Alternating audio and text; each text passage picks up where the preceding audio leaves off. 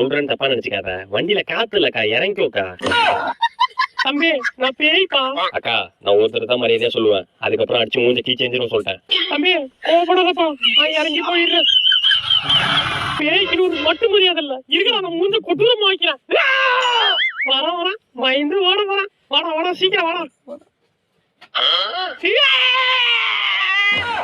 என்ன கண்டுக்காம போயிட்டான். வரான் திரும்ப வரட்டும் இன்னைக்கு. அடி வா. அக்கா பாண்டிச்சேரி எந்த பக்கம் போனோம்? ஓ இந்த பக்கம் போணுமா? தேங்க்ஸ்க்கா.